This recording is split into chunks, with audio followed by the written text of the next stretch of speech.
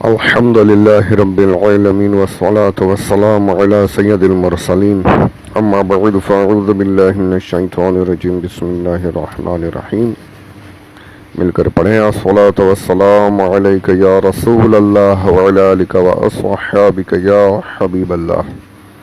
سرکار کے مبارک حلیے کا بیان چل رہا ہے۔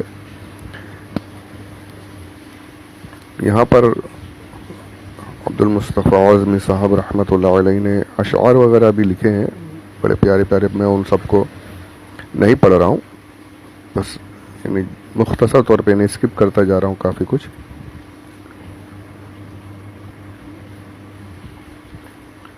نورانی آنکھیں، آپ صلی اللہ علیہ وسلم کے چشمان مبارک بڑے بڑی اور قدرتی طور پر سرمگی تھیں، یعنی بالکل ایسا لگتا تھا ابھی ابھی سرما لگایا، ہمیشہ ایسا لگتا تھا۔ سرما لگانا سنت بھی ہے، لگاتے رہنا چاہیے۔ آپ کی پلکیں گھنی اور دراز تھیں۔ آپ کی آنکھوں کا یہ معجزہ ہے کہ آپ اعجاز ہے کہ آپ ایک ساتھ آگے پیچھے دائیں بائیں اوپر نیچے دن اور رات اندھیرے اجالے میں یکساں دیکھا کرتے تھے۔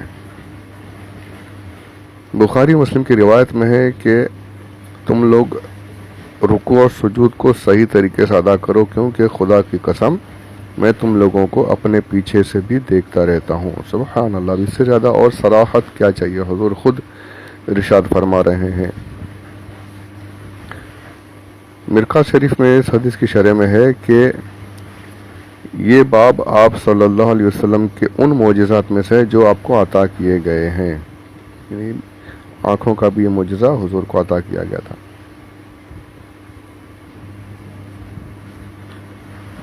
اور صرف یہ نہیں کہ جو چیزیں ظاہری طور پہ نظر آتی ہیں، بلکہ حضور جو باطنی چیزیں ان کو بھی دیکھ لیا کرتے تھے۔ ارشاد فرماتے ہیں، بخاری شریف کی روایت ہے کہ خدا کی قسم تمہارا رکوع اور خشوع اور خضوع میری نگاہوں سے پوشیدہ نہیں رہتا۔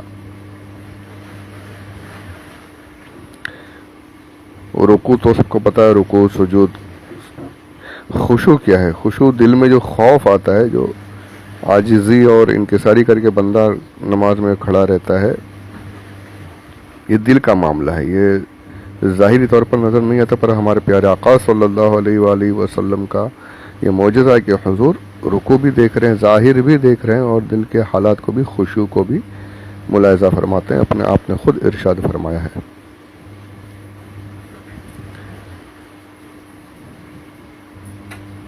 آپ کی مبارک بینی یعنی ناک مبارک خوبصورت، دراز اور بلند تھی۔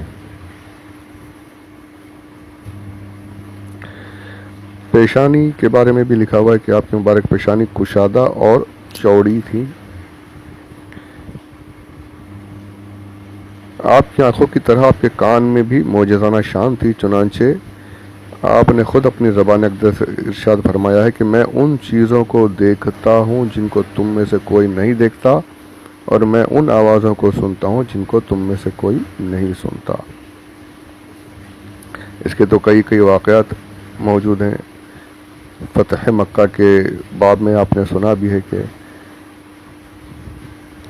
آپ کے جو حواری تھے ان لوگوں نے مدد کے لیے پکارا، آپ نے صاف صاف ارشاد فرمایا تمہاری مدد کی گئی، تمہاری مدد کی گئی۔ تو آپ کے گوشے مبارک کے تو معجزات بے شمار موجود ہیں، کتابوں میں کافی کچھ لکھا ہوا ہے۔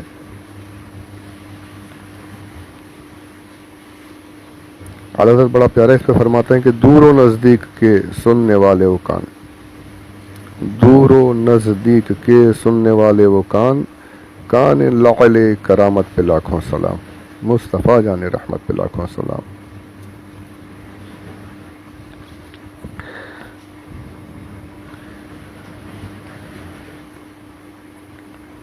حضور اکرم صلی اللہ علیہ وسلم کا دہن مبارک یعنی جو منہ شریف ہے، مبارک دہن جو ہے، یہ فراخ تھا، دانت کشادہ اور روشن تھے۔ صحابہ ایک ایک چیز کو ڈیٹیل سے دیکھتے تھے، دھیان ان کے سامنے کام اور حضور کے علاوہ کوئی کام نہیں۔ سرکار کو ہی دیکھنا، سرکار کی باتوں کو یاد کرنا، سرکار کی احادیث کو دل میں اتارنا، حضور کے حلیے مبارک کو دیکھنا، یہ صحابہ کا سمجھ لیجئے کہ دن و رات کا کام تھا۔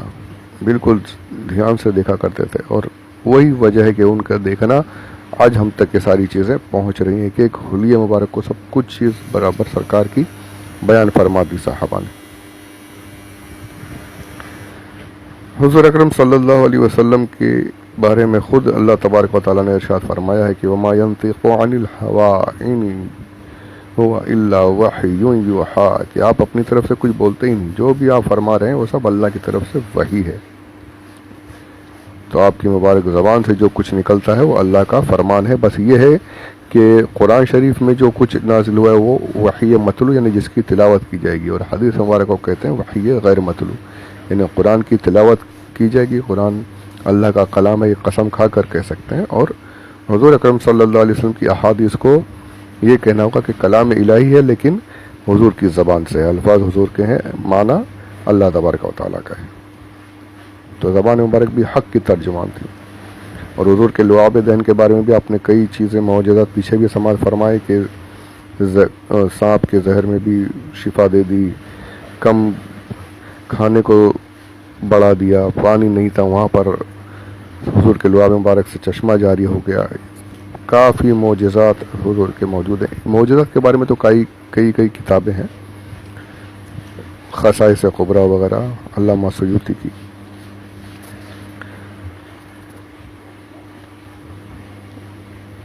حضور کی آواز جو تھی بڑی ہی پیاری، بڑی ہی دلکش، اس میں بھی سرکار کا معجزہ ہے کہ چاہے کتنے ہی لوگ کیوں نہ ہو، سب کو حضور کی آواز برابر پہنچتی تھی۔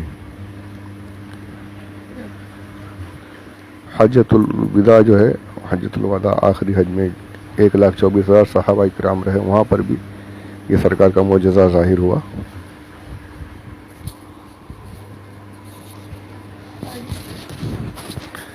تو یہ بھی سرکار کے معجزات میں شامل ہے۔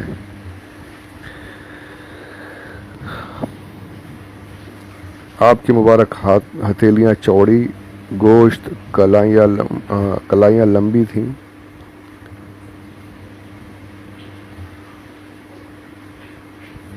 حضرت انس کہتے کہ میں نے کسی ریشم اور دیبا، یعنی یہ بھی ایک نرم کپڑا ہے، اس کو حضور کی ہتھیلیوں سے زیادہ نرم و نازک نہیں پایا، اور نہ کسی خوشبو کو آپ کی خوشبو سے بہتر اور بڑھ کر خوشبودار پایا۔ جو شخص آپ سے مصافحہ فرماتا وہ دن بھر اپنے ہاتھوں کو خوشبودار پاتا تھا۔ سبحان اللہ۔ جس بچے کے سر پر آپ محبت سے ہاتھ پھیر دیتے تھے وہ خوشبو میں تمام بچوں سے ممتاز ہوتا۔ سبحان اللہ۔ یعنی خود حضور مہکتے نہیں تھے بلکہ جس کو ہاتھ لگا دیتے اس کو بھی مہکا دیتے، جس کو حضور چھو لیں وہ بھی خوشبودار بن جاتا۔ حضرت جابر بن سمرہ بیان کرتے ہیں کہ میں نے حضور صلی اللہ علیہ وسلم کے ساتھ نماز ظہر ادا کی، پھر اپنے گھر کی طرف روانہ ہوئے اور میں بھی آپ کے ساتھ ہی نکلا۔ آپ کو دیکھ کر چھوٹے چھوٹے بچے آپ کی طرف دوڑ پڑے، تو آپ نے ان میں سے ہر ایک کے رخسار پر اپنا دست رحمت پھیرا۔ میں سامنے آیا تو میرے رخسار پر بھی آپ نے دست مبارک لگا دیا، تو میں نے اپنے گالوں پر آپ کے دست مبارک کی ٹھنڈک محسوس کی اور ایسی خوشبو آئی کہ گویا آپ نے اپنا ہاتھ کسی عطر بیچنے والے کی پیٹی میں سے، جو جس میں عطر رکھتے ہیں، اس پیٹی میں سے ابھی آپ نے اپنا ہاتھ نکالا۔ اتنی خوشبو حضور کے بدن مبارک سے آتی تھی۔ حضور کا شکم یعنی پیٹ جسے کہتے ہیں، یہ باہر کی طرف نہیں تھا بالکل، یعنی سینہ اور پیٹ ایک لیول میں تھے۔ سینہ چوڑا تھا، سینے سے لے کر ناف تک مقدس بالوں کی ایک پتلی سی لکیر چلی گئی تھی۔ یعنی یہ جو کہا جاتا ہے کہ سینے پر بہت بال ہونا چاہیے، مردانگی کی نشانی ہے، یہ وہ بیوقوفانہ باتیں ہیں۔ یہ سب ہمارے آقا صلی اللہ علیہ وسلم کے سینے پر بہت سارے بال نہیں تھے جیسے ہوتے ہیں، ایک پتلی سی لکیر بیچ سے ناف تک گئی تھی بس۔ تو یہ جو یہاں وہاں کی باتیں آتی ہیں نا، ان پہ یقین کرنا ہی نہیں چاہیے بالکل، جب تک کہ معتبر علماء نہ بیان کریں، جب تک کہ ہم کسی معتبر کتاب میں نہ پڑھ لیں، کسی معتبر آدمی سے اوتھینٹک یعنی بات ہونی چاہیے بس، یہاں وہاں کی باتیں نہیں ہونی چاہیے۔ تو یہ यहाँ पर बहुत डिटेल में सब कुछ लिखा हुआ है. मैं बस आगे बढ़ता जा रहा हूँ ताकि हम और आगे की जो सिलसिला उसको शुरू करें इंशाअल्लाह. इसके बाद अज़वाज मुतहरात का भी जिक्र है, औलाद मुबारक का भी कुछ कुछ बातें हैं, वो सब सुनेंगे इंशाअल्लाह. हुजूर अक्सर सूती लिबास पहनते थे, कॉटन, सफ़ेद कपड़े को पसंद फरमाते थे. लुंगी जो जिसे कहते हैं तहबंद शरीफ, हमारे यहाँ पर इन्हें उर्दू बोलते हैं पर उसको बिगाड़ दिया गया है, पैरन पैरन बोलते हैं. कुर्ता पैरन, पैरन और पजामा, तो पैरन नहीं है वो, पैरन लफ्ज़ सही नहीं है, पैरहन, पैरहन है ये, प्योर उर्दू का लफ्ज़ है, इसको संभालना सही करना चाहिए. तो हुजूर कुर्ता मुबारक पैरहन शरीफ पहना करते थे. और पाजामा पहनना आपसे साबित नहीं, लेकिन आपने इसे पसंद फरमाया है. कहीं कहीं ये भी कि आपने ख़रीदा भी है, लेकिन पहना अक्सर तहबंद शरीफ को ही पहना है. पर शलवार या पाजामा पहनना बिल्कुल जायज़ है, पसंद फरमाया उन्होंने. अक्सर आप इमामा शरीफ बांधा करते थे, इमाम शरीफ के नीचे टोपी पहनते, उसके ऊपर इमामा बांधते, और फरमाया था कि ये हमारे और मुशरिकीन के बीच में फ़र्क है. ये वो लोग ऐसे ही लपेट लेते हैं सर पे, हम टोपी के ऊपर इमामा बांधते हैं. बदन पर चादर मुबारक भी ओढ़ा करते थे. और नालैन शरीफन जैसी है, दो पट्टों वाली, अक्सर आप लोगों ने देखे होंगे नालैन मुक़द्दस के जो खाके बने मिलते हैं, उस तरीके की थी. अपने हाथों से भी सरकार अपने नालैन मुबारक बना लिया करते थे, टूट जाए तो सही कर लिया करते थे. सफ़ेद, काला, हरा, ज़ाफ़रानी रंग, ये सब आपको बहुत पसंद था. लाल कपड़े, लाल रंग को नापसंद फरमाया मर्दों के लिए. मर्द कोई पहनकर अगर आ भी गया कोई सहाबी, तो आपने उसे नापसंद फरमाया. कहीं कहीं तो ऐसा भी हुआ कि आपने सिर्फ निगाह मुक़द्दस फेर ली तो साहबा ने उस कपड़े को जला दिया उतार करके आपने. लेकिन औरतों के लिए लाल कपड़े को पहनना आपने मना नहीं किया, मर्दों को मना फरमाया लाल कपड़ा पहनने से. अक्सर आप सुरमा लगाया करते थे, और सुन्नत यह है कि रोज़ाना रात में सोने से पहले सुरमा लगाना चाहिए, ये सुन्नत है. बहुत से फ़ायदे हैं इसके लगा के, मतलब सुरमा सही, आजकल के जो पता नहीं क्या क्या मिक्स करके लगाते हैं, वो मैं तो इतनी डिटेल बता भी नहीं सकता. फिर भी सही सुरमा जो मिल जाए तो वो लगाते रहना चाहिए. उसमत जो है, ये सुरमे का नाम है, ये हुजूर को बहुत पसंद था. अभी क्या है ये तो मुझे भी पता नहीं कि ये यहाँ पर क्या नाम से मिलता है. घोड़े, ऊंट, खच्चर, गधे वगैरह पर आपने सवारी की है. हुजूर को नफासत यानी साफ़ सुथरा बहुत पसंद, बल्कि यहाँ तक फरमाया नज़ाफ़त शत्रुल ईमान. और आज मुसलमान का हाल देखिए कि हमारे बस्तियों से गुजर जाए तो अल्लाह अकबर, हम इतने, नफासत तो छोड़िए, नज़ाफ़त तक नहीं है हमारे अंदर बिल्कुल. यानी कि साफ़ सफाई का हमारे पास ध्यान ही नहीं, गंदगी को जैसे पसंद करके रखा हुआ है. और ये ईमान की कमी है, इसीलिए गंदगी पसंद करने लग गए हैं. सफाई को हुजूर ने आधा ईमान फरमाया, और उम्मत का हाल गंदगी में रहने के लिए खुश हैं, गंदा, और अपने हाथों से गंदा करते हैं ज़्यादा. अल्लाह अक़ल सलीम अता फरमाए. कंघी तेरे मुबारक लगाकर कंघी भी किया करते सरकार, अपने बालों को संवारा करते थे.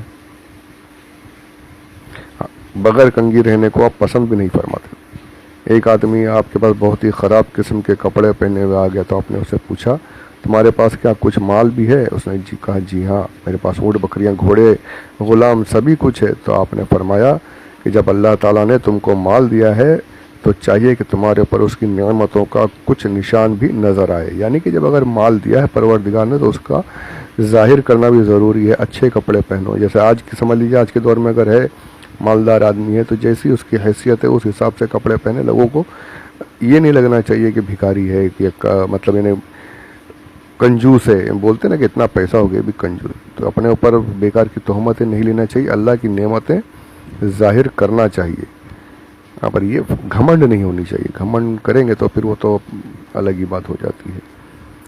غریبوں کا خیال رکھیں، غریبوں کو پہلے دیکھیں، یعنی جتنی اپنی حیثیت ہے اچھا کپڑا سرکار نے پہننا پسند فرمایا ہے، بالوں میں کنگھی کرتے رہیں، گندے پراگندہ جو ہے بال ویسے نہیں رہنا چاہیے، حضور نے ناپسند فرمایا، تیل بھی لگانا سنت ہے، تیل بھی لگاتے رہنا چاہیے۔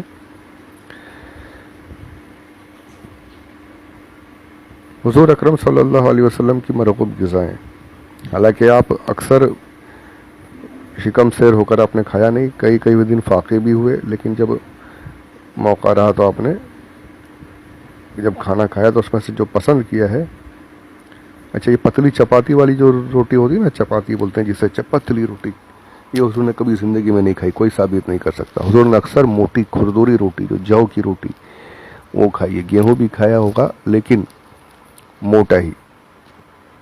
یہ آج کل کی جو رومالی روٹی، میں یہ نہیں کہہ رہا کہ کھانا غلط ہے، حرام ہے، ناجائز ہے، جی نہیں، میں یہ بتانا چاہتا ہوں کہ آج کل جو لوگ بات میں بدعت کے فتوے دیتے ہیں، یہ حضور نے نہیں کیا، یہ صحابہ نے نہیں کیا، آج تو وہ خود اپنی ہوٹلوں میں رومالی روٹی، چپاتی، یہ وہ سب بنا کر بیچ رہے ہیں، تب بدعت کا فتویٰ کہاں چلا جاتا ہے؟ بیچتے بھی ہیں، کھاتے بھی ہیں، طرح طرح کی لذیذ غذائیں کھاتے ہیں، کوئی ثابت کر کے دکھا دے کہ حضور نے اتنی اعلیٰ ترین غذائیں کھائی ہوں۔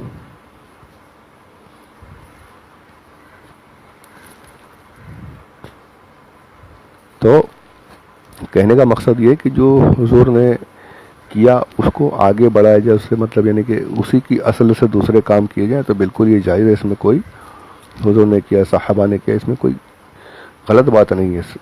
حضور نے جو کی موٹی روٹی کھائی تو ہم اگر آج نرم بنا کر کھاتے ہیں تو اس میں کوئی حرج نہیں، بدعت نہیں کہہ سکتے اس کو۔ اسی طریقے سے نرم روٹی حضور نے نہیں کھائی، ہم کھا رہے ہیں تو جائز ہے، کوئی غلط بات نہیں۔ تو اسی طریقے سے صحابہ نے قرآن شریف کی تلاوت کی، صحابہ نے حضور کی تعظیم کے لیے کھڑے ہو گئے، صحابہ حضور کے آنے پر سلام پیش کرتے رہے۔ یہ سب چیزوں کو اگر آج ہم جمع کر لیتے ہیں، کھڑے ہو کر صلاۃ و سلام پڑھ لیتے ہیں، سرکار کی میلاد کا ذکر کر لیتے ہیں، تو جب جو صحابہ نے کیا ہے وہی کر رہے ہیں اس کو، اور ہم یعنی کہ اپنے آج کے دور کے مطابق کر رہے ہیں۔ تو جس طریقے سے پتلی روٹی کھانا حرام نہیں، ناجائز نہیں، بدعت نہیں، اسی طریقے سے میلاد کی محفلیں، صلاۃ و سلام وغیرہ بھی حرام یا بدعت نہیں ہے۔ یہ سمجھنا چاہیے لوگوں کو، شیطانی وسوسے میں پھنس کر آپس میں انتشار نہیں پھیلانا چاہیے۔ حضور اکرم صلی اللہ علیہ وسلم نے بکری، دمبا، بھیڑ، اونٹ، گور، خرگوش، مرغی، مچھلی کا گوشت کھایا ہے، یہ کھانا چاہیے ساری چیزیں۔ یہ بھی ہے کہ لگاتار 40 دن نہیں کھائے، بیچ میں یعنی گوشت جو ہے لگاتار 40 دن کھانے سے منع کیا گیا ہے، بیچ میں ایک آدھ دن گیپ کر لیں یا جیسے بھی ہو، لگاتار پورے 40 دن تک گوشت روزانہ نہیں کھانا چاہیے، دل مردہ ہو جاتا ہے اس طریقے کی، یعنی حدیث پاک نہیں ہے، کسی صحابی کا قول ہے غالباً یہ۔ میں نے پڑھا ایک سے، میں نے مفتی صاحب سے پوچھا تو انہوں نے مجھے کتاب کا اسکین پیج بھیجا تھا، تو اس میں تھا ہی بیچ میں ایک آدھ دن گیپ کر لینا چاہیے۔ اور میں نے دیکھا ہے اثر ہوا، یقین مانیے دیکھا ہے، روز گوشت کھانے والوں کو میں نے اثر دیکھا ہے، ان کے دل مائل ہی نہیں ہوتے، متاثر ہی نہیں ہوتے، رغبت ہی نہیں کرتے دین کی طرف۔ اس کا اثر میں نے اس پر آپ تھیسس یعنی بالکل آپ خود بھی اپنے آس پاس میں اپنے آپ پر دیکھیے سوچ کر کے، لگاتار گوشت کھانے سے نصیحت جلدی قبول نہیں کرتا ہے دل، بیچ میں گیپ ہونا چاہیے۔ یہ سرکار کی صحابہ کے اقوال جو ہیں یہ تو بالکل اس پر ریسرچ ہونے چاہیے، اور آج ہو بھی رہے ہیں، بہت سی باتیں سامنے آ بھی رہی ہیں۔ ٹھنڈا پانی حضور کو بہت پسند تھا، کرسی ٹیبل پر بیٹھ کر حضور نے کھانا تناول نہیں فرمایا۔ دیکھیں یہاں بھی ہے، یہ بھی بڑی مشکل سے یعنی کہیں ایک آدھ حدیث شاید مل جائے، پر اکثر حضور نے زمین پر ہی تناول فرمایا، دسترخوان لگا کر کے، چھوٹے چھوٹے چمچوں سے حضور نے نہیں کھایا، اکثر ہمیشہ انگلیوں سے تناول فرمایا ہے۔ یہ سب چیزیں آج ہیں، موجود ہیں، تو سب چیزوں کو کیا حرام اور بدعت کہیں گے؟ جی نہیں۔ تو اللہ عقل سلیم عطا فرمائے، ان بدعت کے فتوے لگانے والوں کو دماغ دے پروردگار۔ تو یہ اس کے بعد اور بھی ذکر ہے انشاءاللہ، اس کو بھی اسی طرح میں نے کافی صفحات جو ہیں آگے بڑھا دیے ہیں، اور اس کے بعد انشاءاللہ آگے چلیں گے. آج یہ 110واں آڈیو ہے الحمدللہ. پروردگار قبول فرمائے. اس کے حبیب کے صدقے میں یوٹیوب چینل بھی بن گیا ہے، اس پہ بھی یہ سارے آڈیوز موجود ہیں. آپ وہاں سے بھی سبسکرائب کر کے ساری چیزیں وہاں سے بھی ڈاؤن لوڈ بھی کر سکتے ہیں، سن بھی سکتے ہیں. یوٹیوب پر بھی موجود ہے. اب تک 50 کے قریب آڈیوز اپلوڈ کر چکا ہوں، آگے بھی ہو رہا ہے انشاءاللہ. تو اللہ اپنے حبیب کے مقصد یہ کہ ہمیشہ کے لیے سیو ہو جائے. جہاں دوسرے سب پتہ نہیں کیا کیا خرافاتیں چل رہی ہیں، تو ہمارا بھی کچھ دینی کام ہو جائے. کسی کو ضرورت ہو تو مل جائے، زندگی بھر کے لیے ہو جائے گا انشاءاللہ.